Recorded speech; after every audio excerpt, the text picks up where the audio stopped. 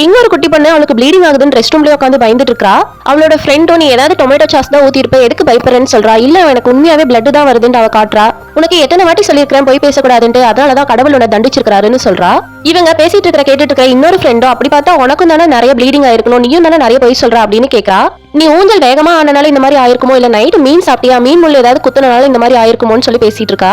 இன்னொரு ஃப்ரெண்ட் இவகிட்ட வந்து நீ உனக்கு ஏதோ வியாதி இருக்குது, அதனாலதான் உனக்கு இந்த மாதிரி எல்லாம் ஆகுது, நீ சீக்கிரமா செத்துருவ அப்படின்னு சொல்றா. அந்த பொண்ணு இவங்க ரெண்டு பேர் பேசுறத கேட்டு பயந்து அழ ஆரம்பிச்சிடறா. இனிமேல் நீ ஸ்கூலுக்கே வரமாட்டியான்னு இவங்க எல்லாம் கேட்டுட்டு இருக்காங்க. இவங்க பேசிட்டு இருக்கும் போதே அங்க அவங்க மிஸ் வராங்க. அப்ப 3 பேரும் ரெஸ்ட் ரூம்ல என்ன பண்ணிட்டு இருக்கீங்கன்னு கேக்குறாங்க. இந்த பொண்ணு ஓடி போய் அவங்களை கட்டி பிடிச்சிக்கிறா. அவங்க ட்ரெஸ்ல இருக்கிற கரையை பார்த்து என்னன்னு புரிஞ்சுக்கிறாங்க. இந்த மிஸ்ஸும் பிரின்சிபல் கிட்ட போய் சொல்றாங்க நடந்த விஷயத்த. இந்த வயசுல இந்த பசங்களுக்கு இதை பத்தி எல்லாம் சொல்லணுமான்னு அந்த பிரின்சிபல் கேக்குறாங்க. அதுக்கு இந்த வயசுல அவங்களுக்கு பீரியட்ஸ் ஆகுதுன்னா கண்டிப்பா அவங்களுக்கு இதை பத்தி சொல்லியே ஆகணும்னு அந்த மிஸ்ஸும் சொல்றாங்க. இந்த மிஸ்ஸும் நேரா கிளாஸ் ரூமுக்கு போயிட்டு பீரியட்ஸ் பத்தின டேப்லெட் எல்லாம் பசங்களுக்கும் பொண்ணுங்களுக்கும் தராங்க. அதை பத்தி ஒரு பாட்டா பாடுறாங்க. பீரியட்ஸ்ங்கிறது ஒரு கொடிய நோய் கிடையாது, இதால யாரும் இறக்க மாட்டாங்கலாம் சொல்லி தராங்க.